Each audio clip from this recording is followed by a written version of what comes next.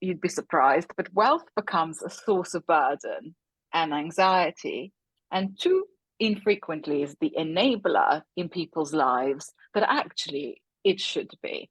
And this is kind of my big passion, is sort of how to help people look at their balance sheet, look at their wealth, and see how it can help them lead the life they want to lead, rather than them feeling enslaved by their balance sheet and their wealth, whichever way, whether there's not enough of it, or very often in my case, there's a lot of it.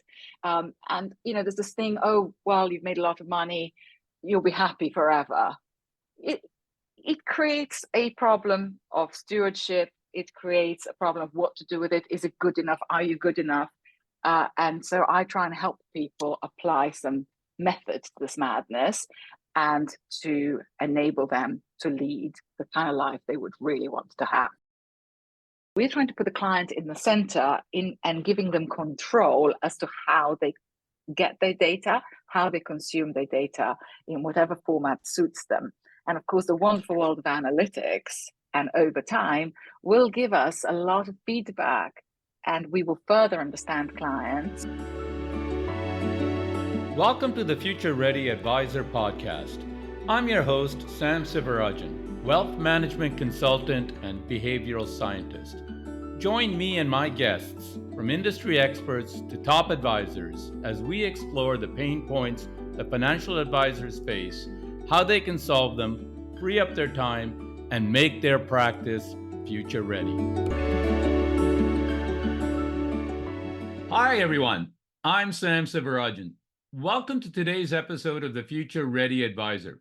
Today, I'm here with Nataša Williams, a financial advisor and the co-founder of Cadro, a leading new technology-based wealth management firm in London, UK. Nataša, welcome to the show. Thank you, Sam. It's wonderful to be your guest after all those years, and certainly after the circumstances under which we met. It's a really fitting subject that we're discussing today. Exactly. So I'm delighted to have this conversation and catch up. Let me quickly introduce you to the audience and we can dive in. So as Nataša alluded to, I first met her over 20 years ago when she was working at a large wealth management firm and was my financial advisor. I was impressed then, and I'm impressed now. So since then, she's gone on to become a top financial advisor in the UK, and more recently, a wealth management entrepreneur. She has 3 decades of experience in the UK financial services market. After beginning her career in accounting, she held numerous senior positions across the investment banking and wealth and investment management sectors, and won several awards and accolades on the way. Nataša co-founded Cadro in 2022, and the company has recently been named one of the world's top wealth tech disruptors. Outside of Cadro, Nataša sits on the investment committee of Magdalen College at the University of Cambridge and is on the advisory board of Bookmark Reading Charity. First of all, Nataša, congratulations on that Wealth Tech nomination. That is quite the significant achievement so early in the life of Cadro. So that's really well done. And before we talk about Cadro, could you share a little bit with us about your wealth management practice and your practice philosophy and the evolution over time? Sure. Thank you very much, Sam. And yeah, we too are surprised to be sort of nominated for accolades this early on in our journey. And I ascribe it all to our head of content, my colleague Pete, whom I've now renamed Midas Pete, because everything he does turns to gold. So there, I'm delighted to have some very able colleagues here. The philosophy of wealth that is becoming more and more apparent to me with time is each person and each family are very unique, and I think weirdly more unique in their wealth than in our body. So like you think medicine is a pretty personal thing you want to discuss with a doctor, but money is so much more personal and deeper, something that's difficult to discuss, something that's impossible to compare. There's layers and layers of sort of preconceptions that we all have about money and wealth, how we were raised, the kind of people we hang out with within our families. And so it sort of becomes a very one-on-one kind of issue. To many, you'd be surprised, but wealth becomes a source of burden and anxiety, and too infrequently is the enabler in people's lives that actually it should be.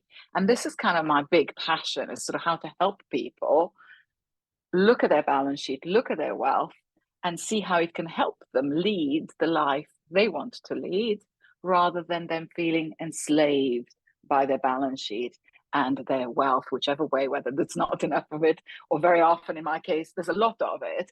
And there's this thing, oh, well, you've made a lot of money, you'll be happy forever.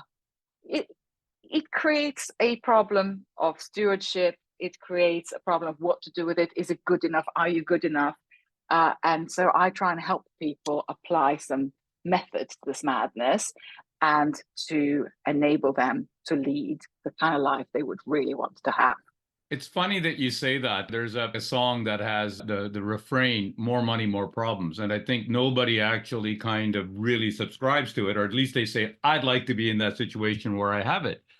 But you're so right that the nature of wealth creates a unique situation for every individual for all of the reasons that you mentioned. Okay, what family did they grow up in? What were the values that they had?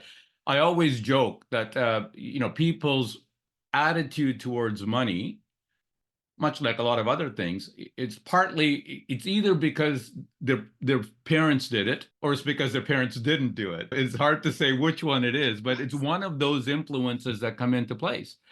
And to your point, if we are to truly serve our clients properly and not let money be their control, or money be the end all and be all, like money is valuable only in and so far it allows you to do what you truly want to do. If you can get that and you do that, then you're free. If Correct. you're not, then you're enslaved, as you say, to your money. And part of what we need to do as advisors, and what you're talking about, is understand our clients so well through discovery and building that trust, et cetera, that we understand all of these things that are going on beneath the surface, that their values, their previous experiences, Exactly. their influences that they have, the worries, hopes, fears, dreams, all of that comes into play before you can prescribe them the right kind of solution to, or the approach to, that they need to take.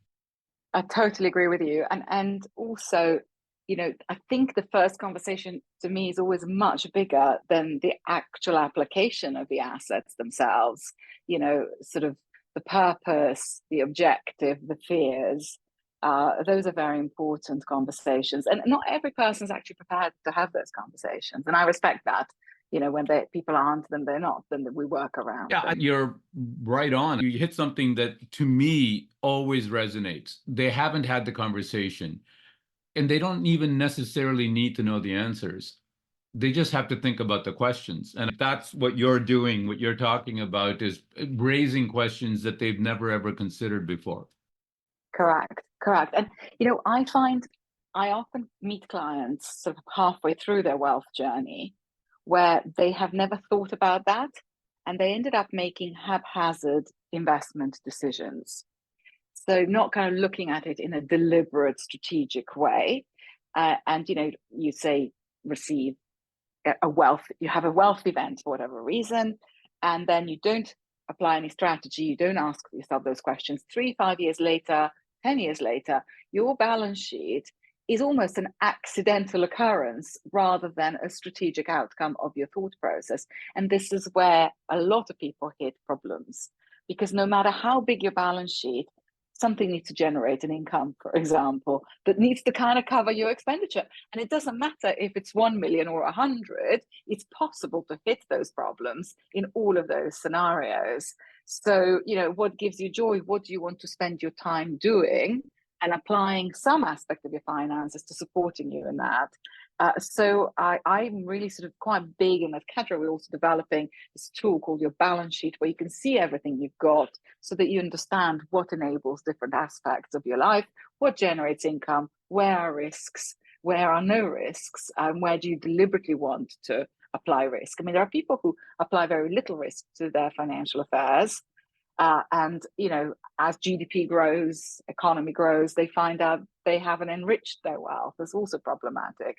And then we've got people who, meet somebody on a train who convinces them this one investment is the best thing ever, and they know their best friend's just done a really good investment, and then they write a very large check, right? And we know what happens. Very occasionally it goes right, but most often it goes horribly wrong. And I've seen these things firsthand, and you always think, hold on, let's have a plan. You have a strategy. Yeah, you want to invest with people you meet on trains, great, but make it 10% of your wealth. 100%. It's important to have that kind of snapshot or understanding, but recognizing that those things change and evolve, right? Like your needs and your interests and what you want to spend money on or where you get joy from, that's going to change from when you're 40 to 45 to 50 to 60 to 70. Yeah, agreed. And I think this is what actually the British industry does this conversation quite well in the main. It's just that it's an expensive conversation. And this is what a lot of people, when you go see a lawyer, it's going to be an expensive conversation, right? Because they're not going to speak to you for more than half an hour without the famous lawyer clock coming on, right? But financial advisors, we're quite friendly, and people think it's just a chat, right? And at one point, you need to sort of make it an economical relationship, or where you provide advice and somebody's paying for it. And this is where it gets tricky. And I've spoken to quite a lot of people in the industry. How do people pay for advice? Should they pay for advice? What is quality advice? Of course, one thing is about choosing your financial instruments, but there is a general kind of overall life advice with your finances, which I think is hugely valuable to clients. And increasingly, I think the industry is pushing advisors to charge for that advice quite explicitly and disclose that. It's going to lead to a problem, I think, where there will be, already is sections and sections of population that will find it very difficult to find quality access at the price point that they are willing to pay for. Or a myriad of robo advisors are coming in. A lot of people looking how technology could fill that advice gap, but I don't think it's clear. That's a great observation, and I'd like to explore that a little bit more, because it is happening here in Canada, but as in all of these things, I think the UK is a few years ahead. So I wanted to talk a little bit about the evolution of the industry in the UK. So the RDR change 10 years ago, Retail Distribution Review for Canadian listeners, introduced wholesale and often controversial changes to the UK's financial advice sector. And it reformed the way retail consumers were offered, paid for, and received investment advice, effectively unbundling advice from the product costs, et cetera. And I think you touched on one consequence, which is that there are people perhaps that are priced out of getting advice at a price point that they can afford. I'd like you to maybe expand a little bit on what your experience was and how you found that the people like yourselves, like Cadro, that successfully adapted to this new regime, how you went about doing that. Sure. I think RDR was a brilliant piece of legislation. And I think, just sort of for the listeners in Canada, before an advisor, say I advised you, Sam, and that I charge a fee, or there is a fee that comes out of your portfolio. But what you didn't know was that the funds that we invested your money in were also paying me a fee, right? So it creates a huge conflict of interest. You're the client. Why is the provider of funds that you're investing in paying me as well? And I'm double dipping quite happily. So you never know whether I've actually given you the best advice, right? Or have I just placed some stuff that I had here, right? And I think in finance, this battle hasn't quite been over, because who pays the advisor and how to incentivize advisors to give the best advice rather than just to place product. And this kind of product pushing has had such an ugly name. It is so RDR 10 years ago cleaned that up. You can't do that. A fund manager can offer you a cheaper share class that you would put to a client, and then you would charge on top, so the client always knows. MiFID has further built on that, which was the old EU legislation that we still have here. And that is where every year we have to give a very transparent costs and charges analysis to every single client. And since then, we have had new legislation very recently called consumer duty, which adds additional layers of duty of care that the industry owes to the client. And here it's much bigger than treating customers fairly. It's sort of being careful that you cannot charge one client more than another for the same service, for example, and you have huge amounts of protection as a client that, you know, where the burden, let's call it burden, is a bad word, the burden of advice, of understanding the client very much rests with the advisor. So the bar in the UK has consistently been rising, making advice from the regulatory perspective quite expensive to give and to police, so to speak, right? Because if you're running a company, you need to make sure you've given that kind of advice and the customers are treated correctly. So ultimately, people adapted because ultimately, you know, most certain firms I've worked for always had a philosophy of client first. I could criticize them left, right, and center, but generally the good financial firms do actually want to take care of their clients because they want to have the clients for a very long time. So interests have always been quite well aligned. So the cleaning up after RDR was quite quick in the firms that were progressive. Some firms I worked for didn't find that RDR too stressful. The other thing that RDR did, it actually put additional requirements on training, competence of advisors, and disclosures. So your disclosures say there was something happened with a client and they complained against you. You carry that with you to the next firm and the firm after. So as an advisor, you are, you know, almost like a Premier League football player, right? You carry your, you know, your track record with you from firm to firm. Wish we earned quite as much, but anyway. So, so the RDR cleaned up a lot. I think it did a lot for the consumers, but it creates a lot of regulatory oversight in the industry. I think firms adapted well if you have the right philosophy about how you're going to handle your client. If your client centricity and genuine willingness and wish to do the best by your client is your mantra, then I think none of these regulatory issues should be problematic for a firm. What becomes more problematic is documenting it, you know, making sure you're on it.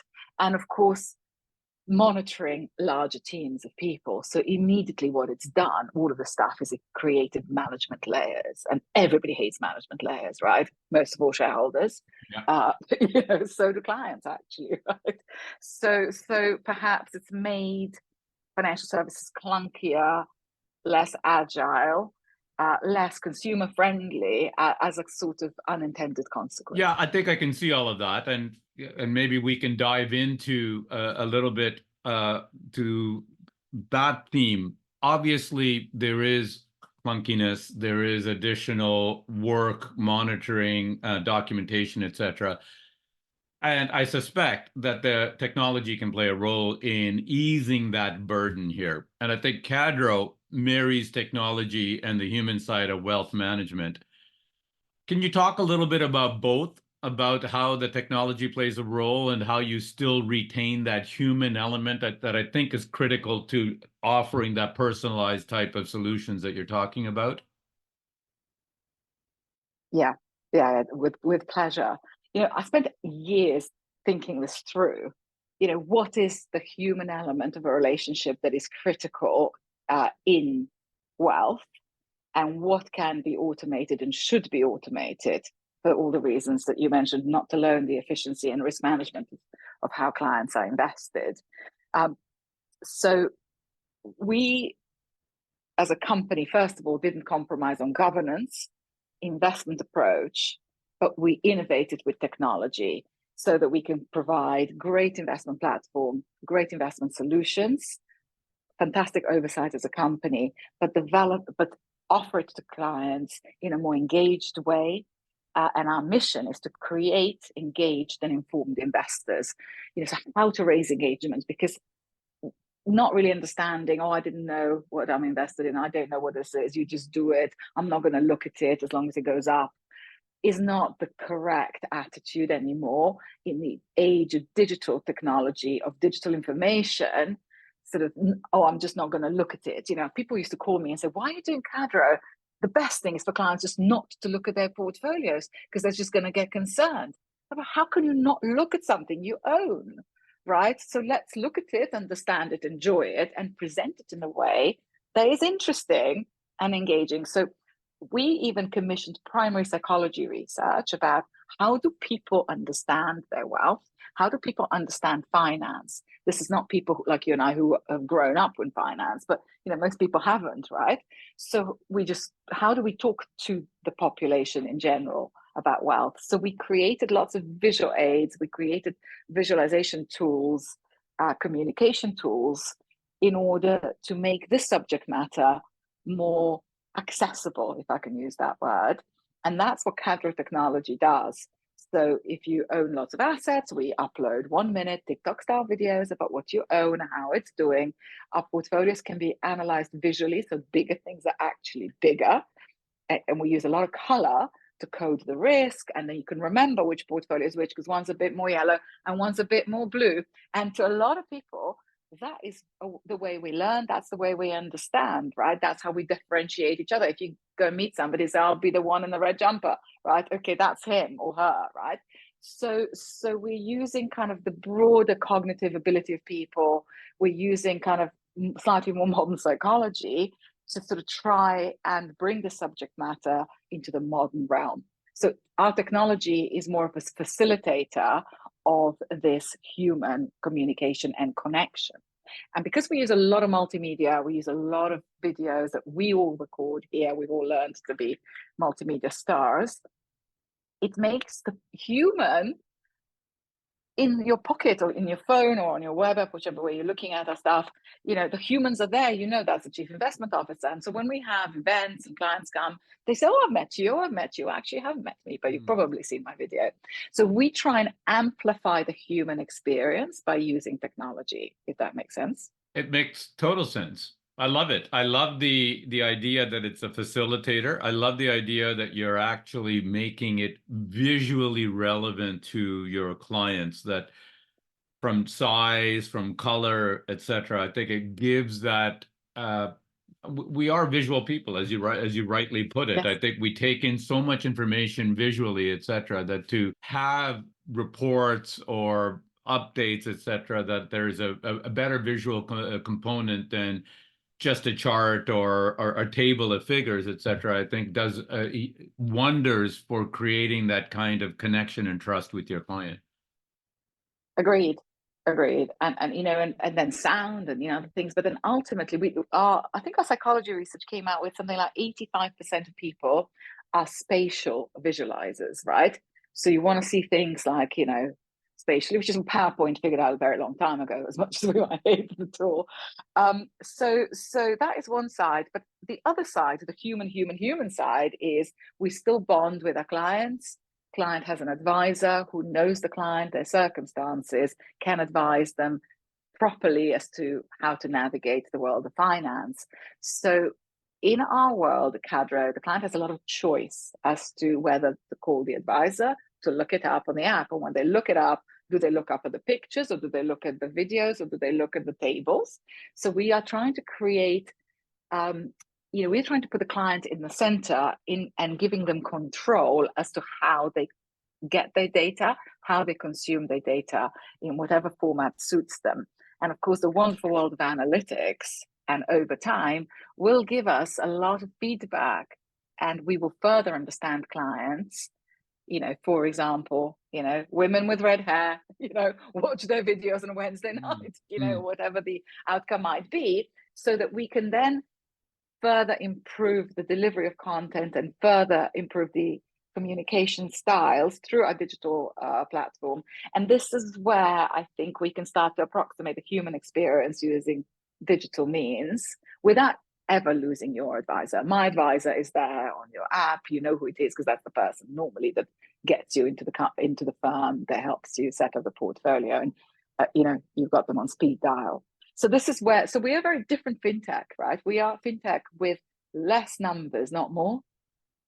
It's a good way of putting it. And I'm obviously biased, but to me, that looks like the future of where wealth management is. It's that marrying, it's what I call that cyborg advisor. You're blending artificial intelligence and technology with the human empathy and intelligence, because at the end of the day, it doesn't matter. And we've learned this, whether through RDR or our own regulatory development here in Canada. At the end of the day, the product, policy, or portfolio are relatively, I wouldn't say fungible, but they're commodified at this stage. It's the person at the end, the Entirely. other side of the table, that you have to show that you understand, and the process that you follow to uncover their key motivations and influences. That's what sets you apart and builds that successful relationship that is long term. I could not agree more. And I think the onset of passive investing, you know, has sort of made, and also portfolio theory has converged, right? What is a good balanced portfolio is not going to be that different if you speak to three different houses. There'll be nuances, but I don't think you go to your wealth manager because you think they're so smart, they're going to make you so much more money than somebody else. Because if they do that, there's a problem. They're taking risks somewhere you probably aren't aware. And, you know, we all know what happens to those sorts of risk positions. So ultimately, you're right. You know, it's about having a steady hand that manages your money, that helps you understand the money. But what will differentiate houses is how people feel in those situations. How they feel at home? Is this a native way of communication to them, or is this something the granddad used to do? You know, no, I've got to go here, sit in this oak paneled room, and you know this is going to happen, and then three guys are going to talk at me, and I won't understand. And when I say I don't understand, they're going to bring another three guys, right? And so this is what we're trying to change. Well, that's great. Now, the UK is and always has been a very competitive market, in particular for financial advice and even wealth tech firms. So, what would you say are the key elements that you and Cadro have tried to focus on as your differentiators to set yourselves apart in this market? Yep, yep. I think first of all, the communication piece I just talked about is our big differentiator. You know, the fact that we have used technology to make the processes very efficient, and so that we can upload real-time information, real-time opinions to clients, so your personalized opinions, because a lot of what comes to you is very personalized, so you don't have to ring and wait. You know, say market falls 10%, we can just upload to the correct clients explanations pretty much in real time. However, on the investing side, we also have been trying very hard to be distinct. And where we are distinct is to be cost effective on the liquid portfolio management. So using trackers where appropriate, sometimes it's not, but not just loading up clients with secondary and tertiary costs, which, you know, if typically wealth management industry is quite chummy here in the UK. So lots of fund managers, they will take you for nice lunches and you choose their funds and you put it into clients' portfolios. So client pays two layers of fees, huge drag on performance over time. So we're trying to be very cost light and risk effective with our liquid portfolios, and then instead helping clients build more, say, alpha through private markets portfolios, where that's appropriate, where the client's kind of the correct size and, you know, longevity of their approach. And this is where, you know, people really do get the more exciting exposure to up and coming companies, to opportunities that are more sort of, I'd say, timely, you know, or where you see development of sort of the global economy. And particularly you mentioned AI, right? Yes, you get AI exposure through the big technology companies, but also through, you know, perhaps more innovative private equity funds that you can invest in. There's been a huge amount of innovation in the private market space, so that it's become easier for clients to access that, and easier for people like us to build portfolios, you know, that are not at sort of hundreds of millions in size. So we are differentiating by trying to sort of offer both sides of the investment world to people, and then, you know, it's up to each client to decide where they sit on this. However, using this technology, we hope to engage them, to make this interesting, to make them feel like they belong in the world of finance, and to make them feel like they can learn the world of finance quite easily. Great.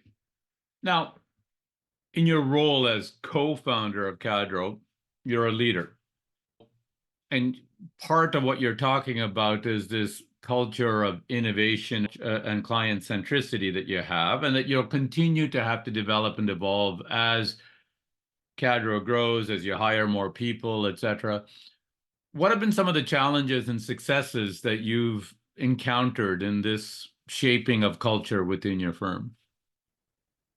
Yeah, this is a really good question. I thought about it a lot. I think interestingly, when we started with my co-founder Jordan, we went to see some VCs, and VCs were like, this is too conservative. You've got to go fast and break things. And we were like, well, we're dealing with people's money. We can't go fast and break things. This is quite important. Very much so, actually. yes. And so how you can frame innovation and culture of innovation, but make sure the solid pillars are solid, as solid as they can be, so that you can win the trust of clients who are very successful and very wealthy. That has been quite the challenge for us as a company, how to set the branding out that way and all of our processes. So we have obviously decided not to go so fast to break things. And I think we've decided, one, that we need very strong governance as a company, which we have by having a very strong chairman. We have a very strong investment committee with external voting members that are kind of veterans of the industry here in the UK. So those were the things we thought that is rock solid. And obviously our advisors that we employ are of very high caliber.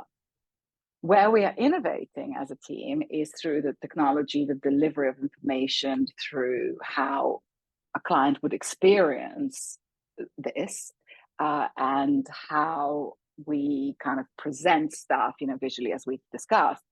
And the culture of innovation has to be big, because otherwise you do one big of innovation and then it stops. And that's Cadro. We innovated back in the day kind of company. We didn't want to be that company, right? There's plenty of those around us, right? One idea, but no, so we didn't want to be one of those. So what has been important to us is the following: knowing where you can make mistakes and where you shouldn't make mistakes, putting together a very diverse team, thinking about diversity of thought. So, really quite deliberately bringing people in that are very different from some of us, which in financial services is generally not done, as you know, and then encouraging cross-disciplinary collaboration.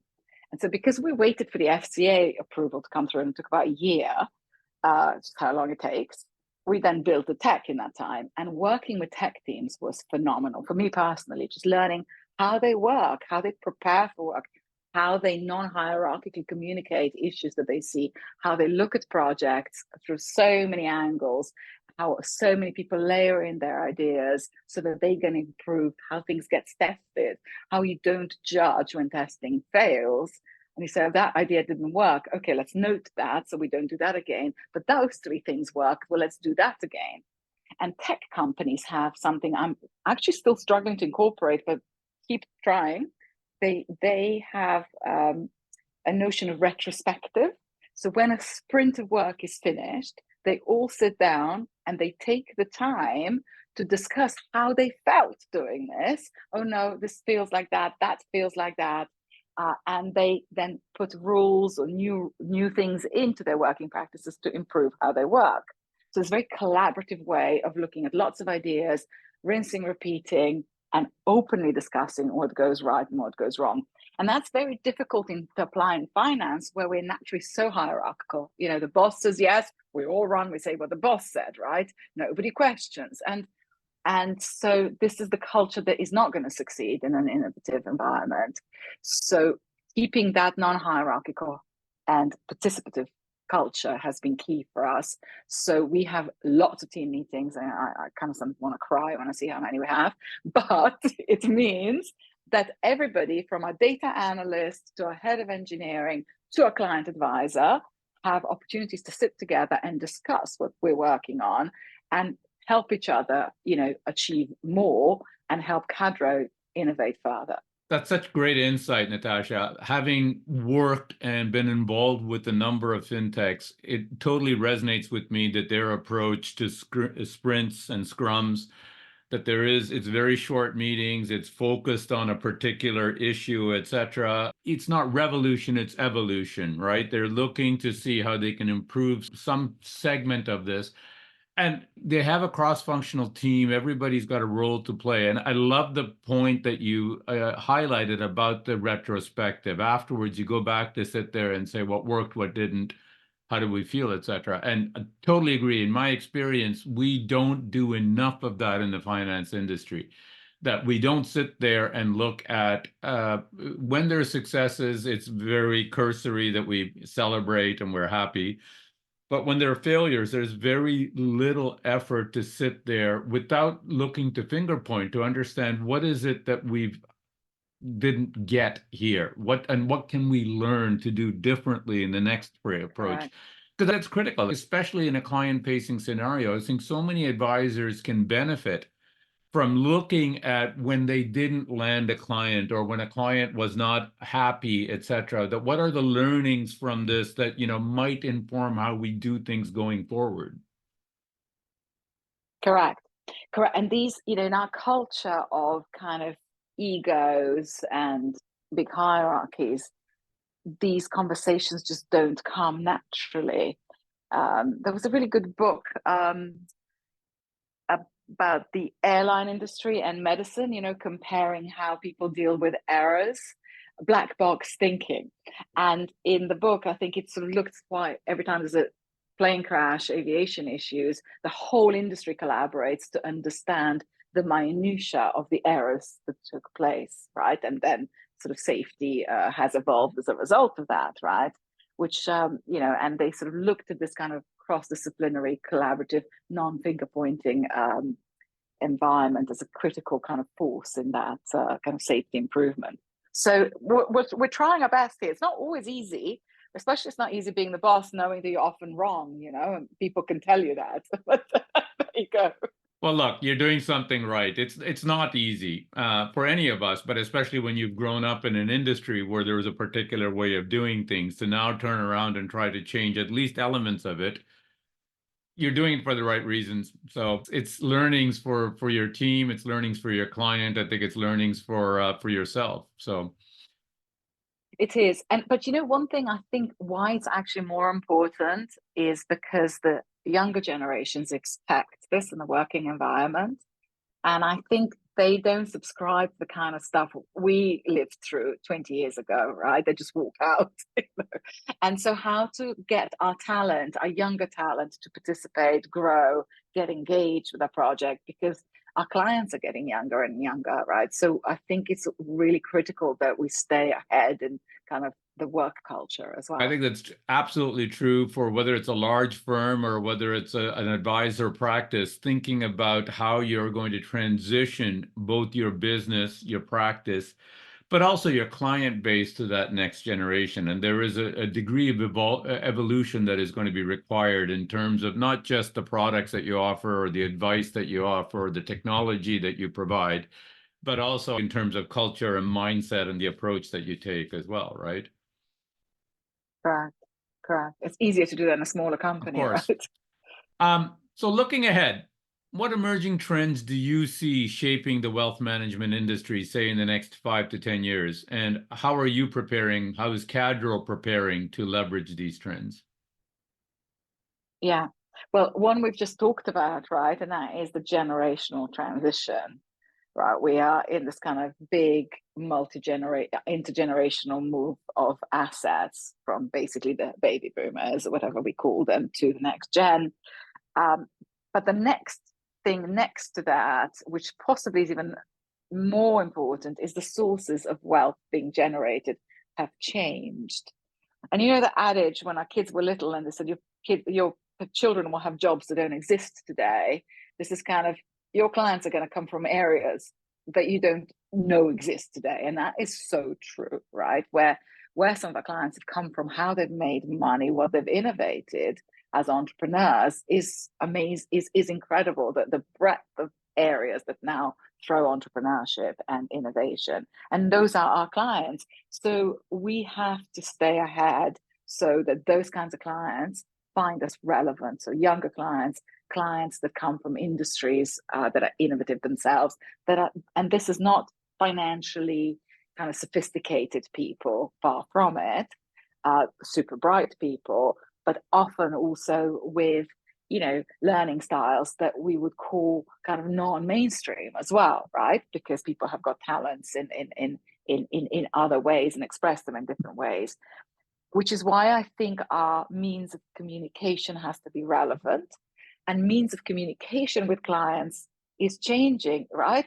We WhatsApp these days. Who knows how we're going to communicate in 5 years' time? I don't want to define that today, like, oh, people watch videos. Yeah, we do today, but in 5 years' time, I bet you there'll be some other way that social media will invent that we receive information. And we just need to stay relevant to whichever way human communication develops through technology. So being relevant to young people, being relevant to new sources of wealth, and innovating and staying at least in line with modern communication techniques is where Cadro is positioned to be. How? Talent, breadth of talent, quality of talent, and healthily innovating within the constraints I mentioned earlier. I like that. The idea of being flexible, not necessarily trying to predict what's going to happen, but being flexible enough to adapt to changes that are coming, not to say this is the way that we've always done it. There's another interesting point that you made that actually quite resonates with me. It's the idea that we need to be prepared for new sources of wealth. And that is so bang on. We are now seeing technology wealth, tech wealth that's coming in. Who knows it is tomorrow? But we remember, I think you remember, I remember, 20, 30 years ago, that sources of wealth used to be professionals, right? Like that there were executives, or that they were doctors or dentists or other professionals that built their wealth. That's not to say that they won't continue to exist in the years ahead, but there are new sources of wealth, and we need to stay relevant to them by communicating in the style that they want, by communicating the content that is relevant to them, etc. So, what we might have taught ourselves as advisors specializing in that niche about medical practices or dental practices, we need to kind of bring that same kind of mindset and approach and discipline to learning about other niches that are emerging in order to stay relevant and credible to those potential new clients.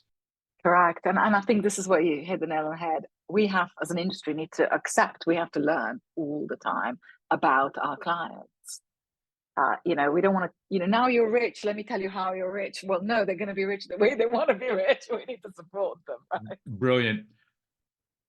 Nataša, we're coming to the end of our podcast. So I have a few final rapid fire questions for you, what I ask all of our guests. So if you're ready, number one, Yep. What is the most important lesson you've learned over the years? I think by far, people and relationships are critical to business and business success. I couldn't agree more. Number two, finish this sentence. I wish I had known.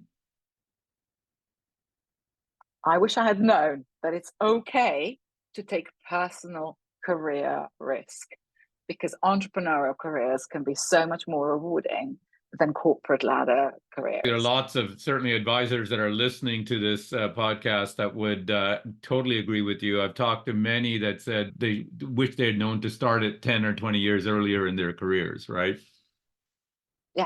Yeah, agreed.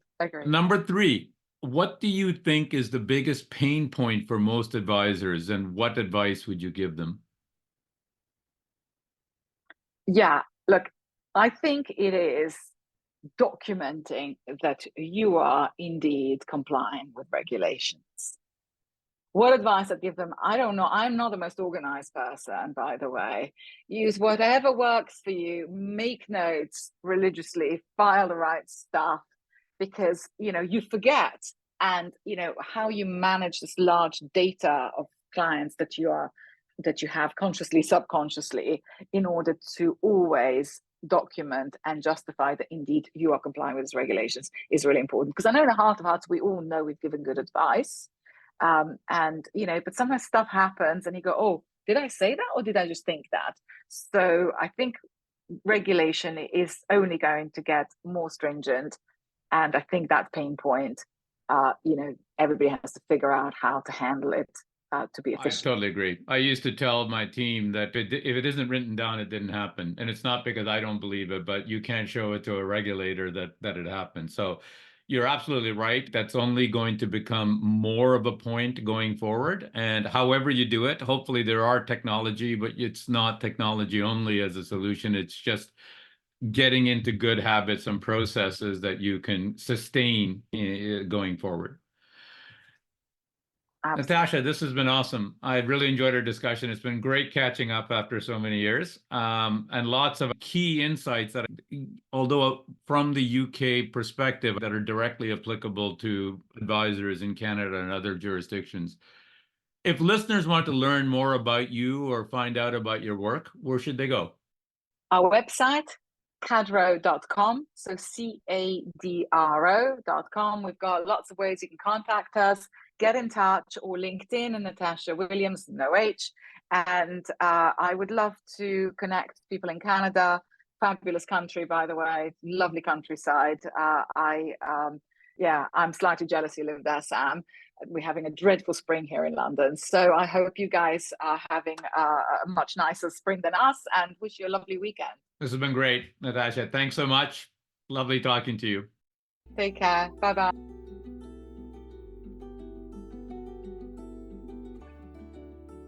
In this episode of The Future Ready Advisor, I chatted with Nataša Williams, a financial advisor and the co-founder of Cadro, a leading technology-based wealth management firm in London, England. Here are my 3 key takeaways from our discussion. Number 1, the rise of personalized wealth management. Nataša emphasized that financial advice should be as unique as the individual receiving it. She argued that understanding a client's personal history with money, shaped by family influences and individual experiences, is crucial in offering meaningful, personalized financial guidance. Number 2, wealth as a tool, not a burden. Nataša passionately spoke about transforming how clients perceive and utilize their wealth. Instead of seeing wealth as a source of anxiety or a mere measure of success, she advocated for viewing it as a tool that enables individuals to lead fulfilling lives according to their personal aspirations and needs. Number 3, adapting to new client demographics. Nataša discussed the importance of adapting to changing demographics and the emergence of new types of clients in the wealth management industry, as well as new sources of wealth. She emphasized the need for firms to embrace innovative technologies and communication methods to stay relevant, appeal to younger, more diverse client bases who may have different expectations and communication preferences. Thank you for listening to this episode of the Future Ready Advisor. Please be sure to subscribe to this podcast, and if you could rate it while you're at it, I would appreciate it. Visit samsivarajan.com, where you can download a behavioral coaching guide and find other resources. Join me in the next episode for more tips and tools to make your practice future ready.